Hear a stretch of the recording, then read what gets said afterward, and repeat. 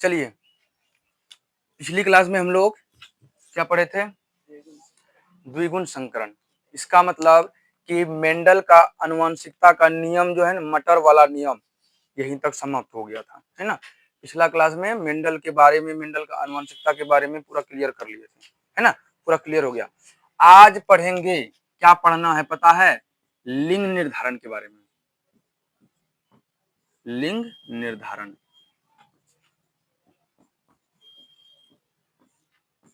आज क्या पढ़ना है? लिंग निर्धारण। कैसे कोई जीव नर बन जाता है, कैसे कोई जीव मादा बन जाती है, कैसे कोई जीव नर बन जाता है, कैसे कोई जीव मादा बन जाती है ना। जैसे इंसान की बात करें, इंसान में भी तो नर और मादा होता है। एक होता है पुरुष, एक महिला, है ना।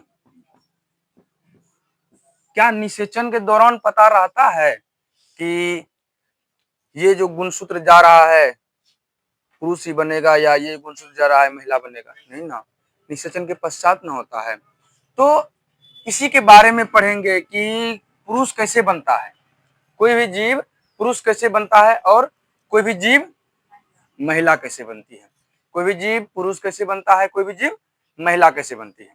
ठीक है, तो चलिए बिना देरी के हुए चलते हैं आगे। तो लिंग निर्धारण, लिंग निर्धारण से तात्पर्य यह है कि अभी तुरंत बताए कि लिंग निर्धारण से तात्पर्य क्या हुआ। अभी तुरंत यही बताए हैं कि कोई जीव नर बन जाना, कोई जीव मादा बन जाना, नर मादा। चलिए अगर हम मनुष्य की बात करें, मनुष्य की बात करें, इसको समझने के लिए पहले हमको गुणसूत्रों के बारे में समझना होगा। इसको समझने के लिए पहले हमको किसके बारे में समझना होगा? गुणसूत्र, क्रोमोसोम। चलिए, क्रोमोसोम, क्या आपको पता है क्रोमोसोम के बारे में? पता होगा, कुछ ना कुछ तो जानते ही होंगे। तो चलिए आज जानते हैं गुणसूत्र के बारे में। अगर मानव की बात करें, मानव में हम गुणसूत्र की बात करें तो कुल मिलाकर के 23 जोड़ा गुणसूत्र होता है। 23 जोड़ा। एक जोड़ा कहने का मतलब क्या? 2 गुणसूत्र। एक जोड़ा कहने का मतलब कई गुणसूत्र? 2 गुणसूत्र।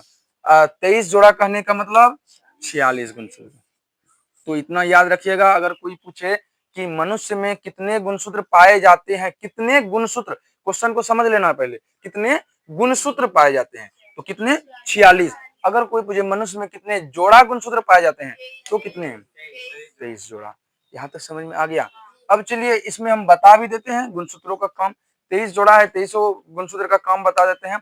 जिसमें से चलिए, जिसमें से 23 जोड़ा में 22 जोड़ा गुणसूत्र, 22 जोड़ा गुणसूत्र क्या होते हैं पता है? ऑटोसोम गुणसूत्र। क्या होते हैं? ऑटोसोम। 22 जोड़ा गुणसूत्र क्या होते हैं? ऑटोसोम।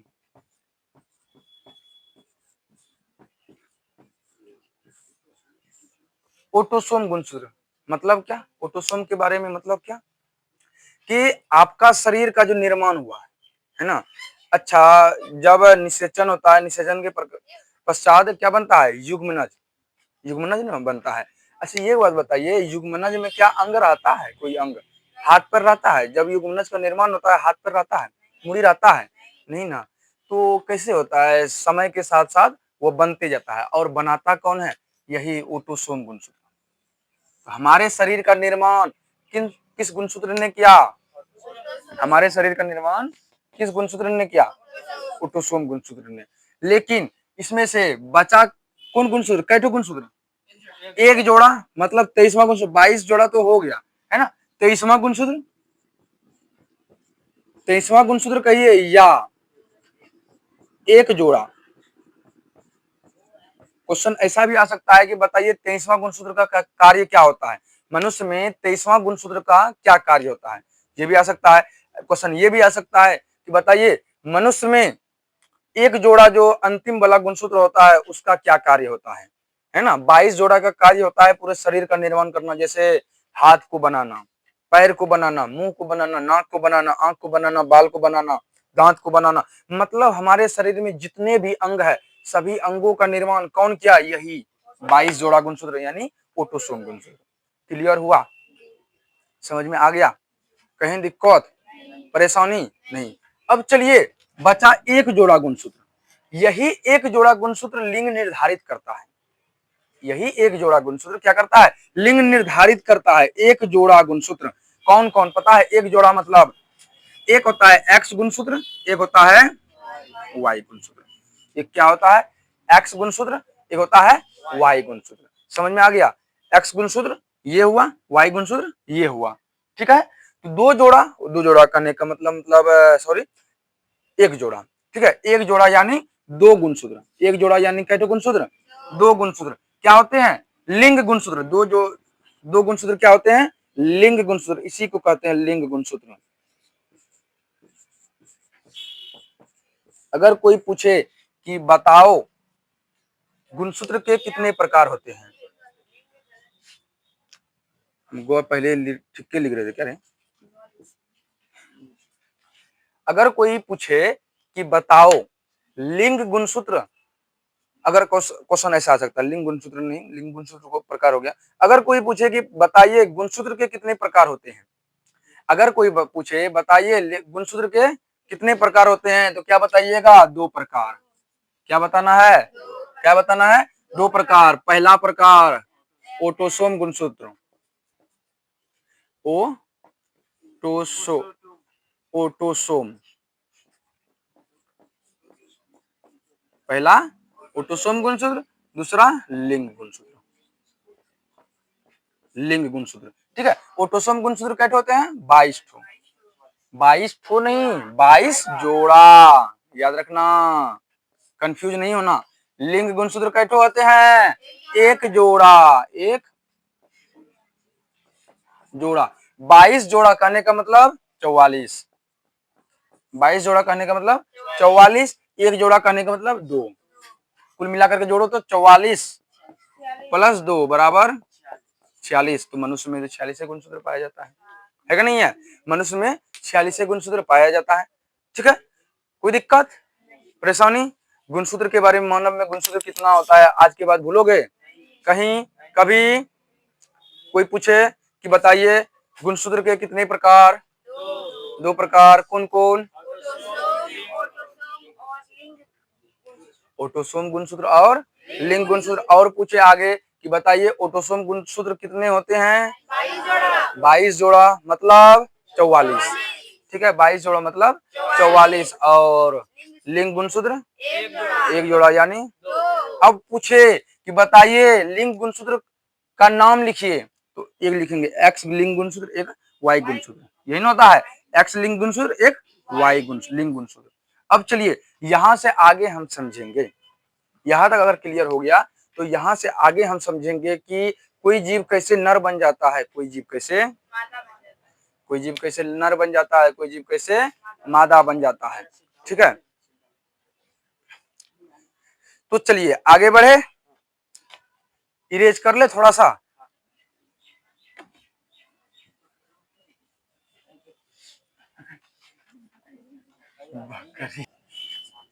चलिए हम अब जानेंगे कि कैसे कोई जीव नर बन जाता है, कैसे कोई जीव मादा बन जाती है।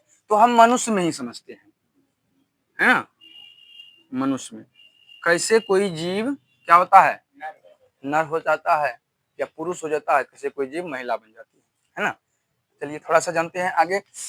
मनुष्य में आपको पता चला, अभी तुरंत मनुष्य के बारे में जान रहे थे। ठीक है, मनुष्य में इतना चीज पता चल गया, है ना? मनुष्य में इतना चीज पता चल गया। अब चलिए कैसे होता है, कोई पुरुष बन जाता है, कोई महिला बन जाती है। ठीक है, जब निषेचन होती है। ठीक है, जब क्या होता है? निषेचन। निषेचन, निषेचन में किसके युग्मक? निषेचन में किसके युग्मक? किसके? संतति के, माता पिता के।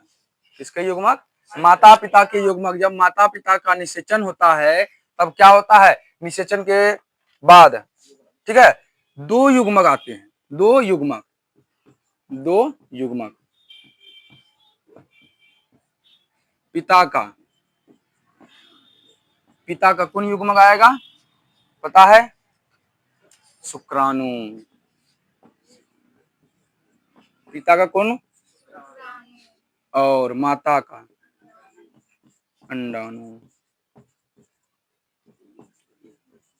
ये युग्मक है और इसको हम कोशिका भी कहते हैं। ये इसको हम क्या कहते हैं? कोशिका। ये क्या है? कोशिका भी है। ठीक है, कोशिका। और कौन कोशिका है? जनन कोशिका। कौन कोशिका? जनन कोशिका। कोशिका के बारे में पढ़े होंगे तो पता होगा कि जनन कोशिका कौन कौन है ना? चलिए, जनन कोशिका ये है। ठीक है, अब कोशिका है, कोशिका के अंदर गुणसूत्र पाया ही जाएगा, है ना? तो चलिए, शुक्राणु में गुणसूत्र है जो भी हो, अंडाणु में जो भी गुणसूत्र हो। ठीक है, जब क्या हुआ? निषेचन हुआ। जब दोनों का निषेचन हुआ, दोनों का गुणसूत्र गया, है ना? दोनों का गुणसूत्र, पिता का गुणसूत्र में क्या गया? X Y. अब माता का गुणसूत्र में क्या गया? X X. माता का गुणसूत्र में क्या रहता है? एक्स और एक्स रहता है।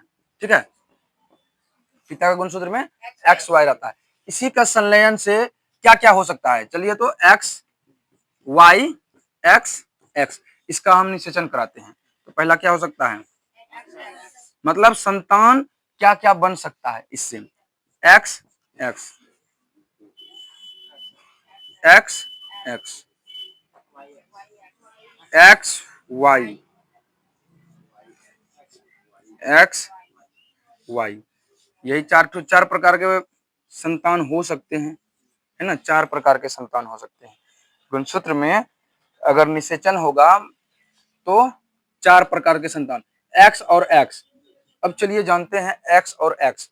याद रखिएगा, पुरुष में जो होता है, पुरुष में जो गुणसूत्र होता है एक्स वाई गुणसूत्र होता है।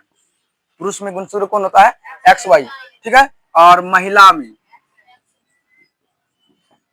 में एक्स और एक्स गुणसूत्र रहता है। ठीक है, तो चलिए, निषेचन के पश्चात संभावना, संतान संभावना होने की, है ना? संतान होने की संभावना कै ठो?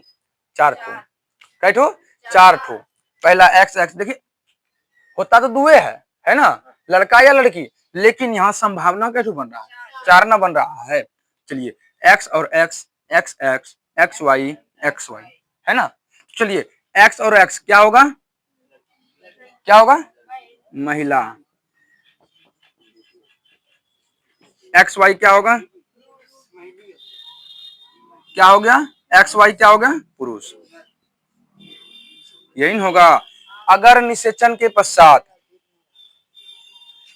ये नहीं आ रहा है ये, ठीक, तो ये दोनों महिला, ठीक है, और ये दोनों पुरुष। अगर निषेचन के पश्चात दोनों का निषेचन हुआ, अगर संतान में मुख्य रूप से, है ना, अगर संतान में मुख्य रूप से एक्स और वाई गुणसूत्र गया तो संतान क्या होगा? महिला होगा या पुरुष? पुरुष होगा, एक्स वाई। अगर संतान में क्या गया? एक्स और एक्स गया, स्त्री। महिला होगा, स्त्री संतान क्या होगा? महिला होगा। ठीक है, यहां तक क्लियर हुआ? यहां तक अगर क्लियर हुआ, मजा आया यहां तक? अगर अगर पूछा जाए कि महिला में कितने गुणसूत्र होते हैं? अरे महिला में कौन गुणसूत्र होता है? एक्स और एक्स। पुरुष में एक्स वाई। समझ में आया? चलिए, अच्छा, यहाँ जिम्मेदार कौन? कैसे? माता जिम्मेदार कहती है, माता जिम्मेदार, है ना? माता जिम्मेदार। अच्छा बात है, माता जिम्मेदार होती है। अरे गधा, देखिए माता कैसे जिम्मेदार हुआ? अगर संतान पुरुष हो या महिला हो, है ना, माता कैसे जिम्मेदार हुआ? माता के पास तो एक ही गुणसूत्र है ना, सेम गुणसूत्र है। माता के पास एक जैसा ही गुणसूत्र है, 2 ठो एक्स गुणसूत्र, 2 ठो। लेकिन पुरुष के पास, मतलब पिता के पास एक्स और वाई गुणसूत्र, तो बदलने का क्षमता किसके पास? पिता के पास ना बदलने का क्षमता। निषेचन करेगा, इसके पास जो भी आएगा, मान लीजिए लोग एक्स, ये अपना एक्स गुणसूत्र ये इधर लाया तो लड़की होगा, ये अपना वाई गुणसूत्र इधर दिया, लड़का होगा। तो लड़का हो या लड़की, जिम्मेदार संतान, लड़का हो या लड़की, जिम्मेदार कौन? पिता या पुरुष, है ना? इसमें बहुतों को ट्रोल किया है, जैसे आजकल के युग में बहुतों को क्या होता है कि एक साथ अगर लड़का हो रहा है तो लड़के होते जा रहा है, लड़के होते जा रहा है, लड़के होते जा रहा है, ठीक है। अगर लड़की हो रही है तो लड़की होती जा रही है, लड़की होती जा रही है, लड़का का इंतजार कर रहा है लेकिन लड़की हो रही है। तो उसमें ट्रोल किसको किया जाता है, उसको किसको ताना मारा जाता है, कहता है कि महिला में कोनो दोष है ना। पुरुष कहेगा कि तुम्ही में कोई दोष है इसलिए तुमको क्या क्या लड़का नहीं होता है, कहेगा ना कि तुम्ही में कोई दोष है इसलिए तुमको लड़का पैदा नहीं होता, अगर लड़का हो रहा है लड़की पैदा नहीं होती है ना। बाबू तुम जो जिसको कर रहे हो वो जिम्मेदार नहीं है ना। जिम्मेदार कौन है, आप हो जिम्मेदार, ठीक है। लेकिन एक हिसाब से देखा जाए तो आप भी जिम्मेदार नहीं है, पुरुष भी जिम्मेदार नहीं होता है। निषेचन के पास ये संभावना होता है कि निषेचन में एक्स जाए या वाई जाए, वो अपना वाई गुणसूत्र, अगर लड़का चाहिए तो वाई गुणसूत्र नहीं ना अपने से डालेगा, नहीं ना, एक्स गुणसूत्र अपने से नहीं डालेगा है। जो निषेचन के दौरान जो गुणसूत्र जाएगा वही ना होगा, वही ना फलस्वरूप मान के लो वाई जाया गया तो पुरुष होगा, है ना, नर होगा, अगर एक्स गया मादा, है ना। तो जिम्मेदार यहाँ देखिए कोई नहीं होता, निषेचन के पश्चात जो गुणसूत्र चले जाता है जिम्मेदार वही होता है, ठीक है। गुणसूत्र के निषेचन में आप नहीं कह सकते हैं कि लड़का या लड़की, लेकिन एक हिसाब से कह सकते हैं कि लड़का के पास है, अगर लड़का के पास, अगर इसके पास भी, लड़का के पास भी डबल एक्स रहता तो, हाँ, अगर लड़का के पास भी एक अनुमान लगाओ, ठीक है, इमेजिनेशन करो कि अगर लड़का के पास भी डबल एक्स गुणसूत्र रहता और लड़कियों के पास भी डबल एक्स गुणसूत्र रहता निषेचन के पश्चात, क्या लड़का का नामो निशान रहता, नर का नामो निशान रहता। निषेचन कितना नहीं करता, सबको पता रहता, बच्चा का जन्म होता तो लड़की हो, तो बच्चा का जन्म होगा तो लड़की होगा, है ना। तो चलिए, तो ऐसा नहीं है, प्रकृति हमारा सब चीज बैलेंस करके भेजा है ना। तो लड़का के पास कौन कौन सूत्र है, एक्स वाई, और लड़की के पास एक्स एक्स, समझ में। और इसी से ऐसे ही पता चलता है लिंग निर्धारण, कौन लड़का होगा कौन लड़की होगा, ठीक है। पता चला कि कैसे लड़का हुआ कैसे लड़की हुआ है, कैसे लड़का होगा, अगर लड़का होगा तो क्या गया होगा, कौन गुणसूत्र गया होगा कि लड़का हो गया, अब कौन गुणसूत्र गया होगा कि लड़की होगी। लिंग निर्धारण समझ में आया, आया समझ में। चलिए, यहां तक समझ में आया तो थोड़ा सा और आगे लिंग निर्धारण में थोड़ा सा और आगे बढ़ेंगे, ज्यादा नहीं, थोड़ा सा आगे बढ़ना है। तो उसके लिए पहले मिटा देते हैं। हाँ, ये आप सवाल बड़ा बढ़िया किए हैं, अभी याद आया, ये सवाल आप बड़ा बढ़िया किए हैं कि जुड़वा बच्चा कैसे पैदा होता है ना, कोई बच्चा जुड़वा कैसे पैदा होता है। तो इसके लिए आपको बैक चैप्टर जाना होगा, जनन चैप्टर, है ना। बैक चैप्टर जाना होगा कहाँ, जनन चैप्टर। जनन चैप्टर में हम बताए थे कि अंडोत्सर्ग डेट बताए थे, अंडोत्सर्ग डेट 14वां दिन। तो हम बताए थे कि महिलाओं में क्या होता है, दो ठो क्या होता है, अंडाशय, महिलाओं में दो अंडाशय होते हैं, ठीक है। महिलाओं में दो अंडाशय होते हैं, और हम ये भी बताए थे कि हर महीना बारी बारी से अंडाशय निकलता है ना, हर महीना क्या होता है, बारी बारी से अंडाशय निकलता है। थोड़ा सा इरेज कर लेते हैं तो इधर समझ में बढ़िया से आ जाएगा,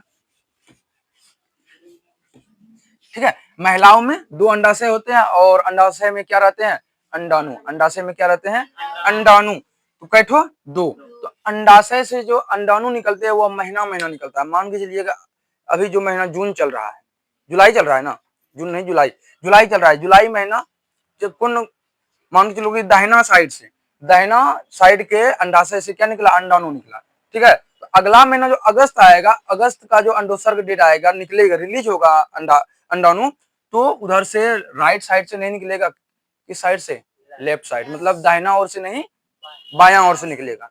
लेकिन लेकिन कभी कभी क्या हो जाता है कि डाइवर्ट के कारण, है ना, कभी कभी डाइवर्ट के कारण क्या हो जाता है, दोनों अंडा से क्या करता है, रिलीज कर देता है अंडाणु को, दोनों दाहिना दाहिना और बायां दोनों क्या कर देता है, एक साथ ही, एक ही महीना में एक के साथ क्या कर देता है, अंडाणु रिलीज कर देता है। अंडाणु क्या हो गया, रिलीज हो गया, अंडाणु रिलीज हो गया। अब जो अंडोत्सर्ग डेट आया, अंडोत्सर्ग डेट में एक ठो अंडाणु की दो ठो अंडाणु, ये क्रिटिकल, मतलब एक्सीडेंटली कभी हो जाता है ना, एक्सीडेंटली कभी हो जाता है। तो कई ठो अंडाणु आ गया, 2 ठो अंडाणु आ गया। तो आपको पता है एक बार निषेचन में शुक्राणु जाते हैं, एक ठो तो नहीं जाते हैं, अरबों जाते हैं, अनगिनत शुक्राणु जाते हैं, है ना।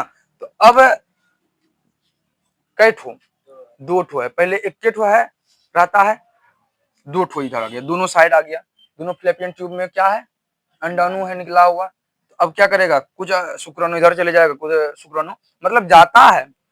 मान के लिए एक भी अंडाणु रिलीज होगा तो उधर जाएगा, तो उधर कुछ नहीं मिलेगा, वो मर जाएगा, उधर रह करके आपको सब चीज बताया गया है ना, मर जाएगा। 2 ठो अंडाणु है, अब शुक्राणु क्या होगा, निषेचन होगा। कई बार निषेचन होगा, 2 बार ना निषेचन होगा। निषेचन कई बार होगा, 2 बार निषेचन होगा। अगर 2 बार निषेचन होगा तो 2 ठो अंडाणु से 2 बार निषेचन हुआ, 2 ठो युग्मनज बना। कै ठो युग्मनज, 2 ठो युग्मनज, और वही 2 ठो युग्मनज आकर के कहा, गर्भाशय में बोला, है ना। युग्मनज आकर के गर्भाशय में क्या बना, भ्रूण बना। भ्रूण कै ठो बना, 2 ठो भ्रूण है, गर्भाशय में 2 ठो भ्रूण है। तो उसी यही कारण है कि बच्चा जुड़वा, 2 ठो भ्रूण होगा तो बच्चा जुड़वा होगा नहीं करेगा रे, हैं, जुड़वा बच्चा हो जाता है। अब समझ में आया बच्चा जुड़वा क्यों आता है, क्यों होता है बच्चा जुड़वा, क्योंकि कभी एक्सीडेंटली केस में क्या हो जाता है, 2 अंडाशय एक साथ निकल जाते हैं कंफ्यूजन के साथ, है ना। कंफ्यूजन में, क्यों कंफ्यूजन में, बायां गुणसूत्र को मतलब बायां अंडाशय को पता होता है कि क्या मतलब दाहिना अंडाशय रिलीज किया कि नहीं किया, है ना। पिछले बार हम नहीं किए थे, क्या वो रिलीज किया नहीं किया, है ना। उसके बाद बायां गुणसूत्र, है ना, तो इसको भी वही लगता है कि पिछले बार हम रिलीज किया कि नहीं किया। तो ऐसे ही मिस्टेक तो सबसे होता है। अब चलिए हमारे शरीर के अंगों में भी मिस्टेक हो जाता है, यही मिस्टेक के कारण जुड़वा बच्चा हो जाता है, यही मिस्टेक के कारण क्या हो जाता है, जुड़वा बच्चा। समझ में आया जुड़वा बच्चा काहे पैदा होता है। अब क्वेश्चन क्लियर हुआ। अब कोई पूछेगा जुड़वा बच्चा कहने पैदा हुआ, बताओ, एकदम बता देगा, एकदम बता देना है। कोई पूछे बता, क्या समझ में आया। तो अब न ना कंफ्यूजन, अगर जुड़वा बच्चा होगा, अगर बच्चा जुड़वा हो रहा है तब कंफ्यूजन नहीं होगा। ऐसे कंफ्यूजन, अगर एक तो संतान होता है ना, कहता है कि मतलब माता कहती है कि हर दफा हम ही बच्चा रखते हैं, कभी कभी तुम भी ले लो, अगर धरा दिया। अब होता है कि पिता काम धंधा करता है ना, काम धंधा करता है तो थक जाता है, कहता है ओ तुम ही रखो, ये वो बहुत सारा नखरा करेगा। जब 2 ठो होगा तो टेंशन नहीं होगा इसमें, है ना, टेंशन होगा। एक तो तुम रखो, एक तो हम रखेंगे, दोनों तो अकेले नहीं संभाल सकते हैं। एक तो तुम रखो, एक तो हम, 50-50 हिसाब क्लियर, 50-50 हिसाब क्लियर। कभी झगड़ा करना हो हिसाब क्लियर कर लेना इस सब चीज में। हाँ ये आरो बढ़िया बात है कि आरो बढ़िया बात है। हाँ खिलाने तुम लोग आ जाना। चलिए जुड़वा बच्चा का मिस्ट्री क्लियर, जुड़वा बच्चा का मिस्ट्री क्लियर, लिंग निर्धारण का मिस्ट्री क्लियर। कैसे कोई जीव लड़का बनेगा, कोई जीव लड़की बनेगा, पुरुष मतलब मनुष्य में कैसे कोई जीव क्या बनेगा, महिला बनेगा, कैसे कोई जीव पुरुष बनेगा, मिस्ट्री क्लियर हुआ। अब चलिए जुड़वा वाला खत्म, लेकिन मनुष्य के जैसा ही कार्य एक जीव होता है, एक जीव मनुष्य के जैसा ही कार्य करता है, मनुष्य के जैसा ही गुणसूत्र होता है, मनुष्य के जैसा गुणसूत्र, जैसा गुणसूत्र, मनुष्य के जैसा गुणसूत्र, ड्रोसोफिला मोलानुगेस्टर। ड्रोसोफिला मनुष्य के जैसा ही एक गुणसूत्र होता है, ड्रोसोफिला मेलानुगेस्टर। तो मेलानुगेस्टर में क्या होता है, मनुष्य के जैसा ही, मनुष्य के जितना गुणसूत्र नहीं रहता है, जैसे मनुष्य में 23 जोड़ा रहता है, मनुष्य के जितना गुणसूत्र इस जीव में नहीं रहता है, लेकिन लिंग गुणसूत्र सेम रहता है। ठीक है, लिंग गुणसूत्र सेम रहता है। नर में होता है 6 ऑटोसोम, 6 ऑटोसोम गुणसूत्र। एक गुणसूत्र जो लिंग गुणसूत्र होता है, इसमें होता है नर में XY, है ना, XY। और महिला, और महिला, महिला में होता है 6 ऑटोसोम गुणसूत्र, 6 ऑटोसोम गुणसूत्र और एक होता है लिंग गुणसूत्र XX। लिंग गुणसूत्र कौन कौन होता है? XX। समझ में आया? समझ में आया? 6 है तो मतलब कै जोड़ा? 3 जोड़ा। 6 है तो कै जोड़ा? 3 जोड़ा। ये 3 जोड़ा, कुल मिलाकर के 12। 4 जोड़ा होता है रे, 4 जोड़ा। समझ में ना आया? देखो इधर ऑटोसोम गुणसूत्र 3 जोड़ा, एक जोड़ा गुणसूत्र इधर है ना लिंग गुणसूत्र।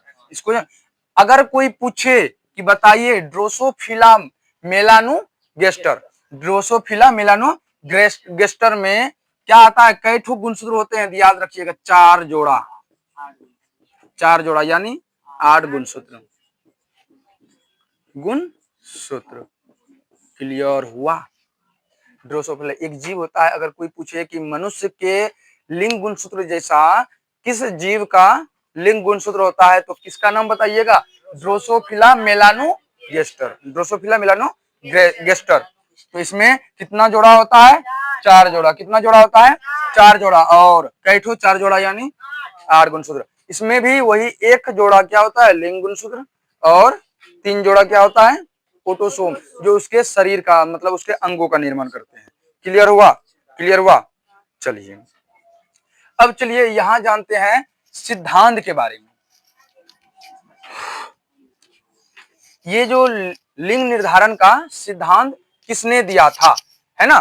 चलिए सिद्धांत के बारे में जानते हैं।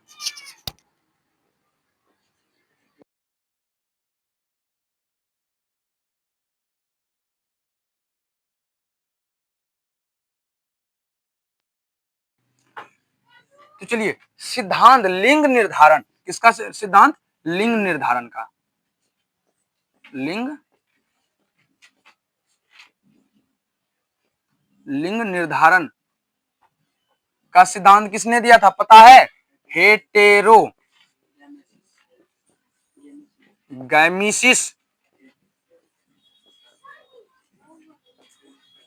ये बड़ा ही इंपॉर्टेंट चीज है।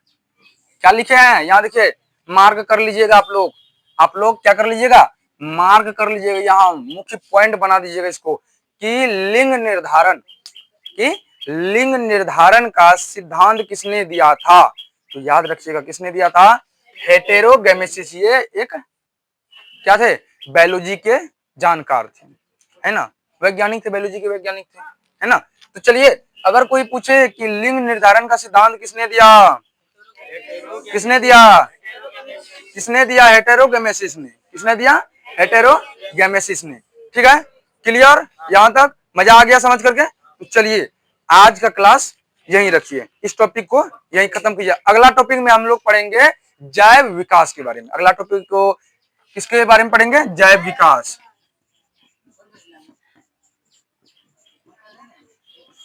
चलिए अगला क्लास में पढ़ेंगे।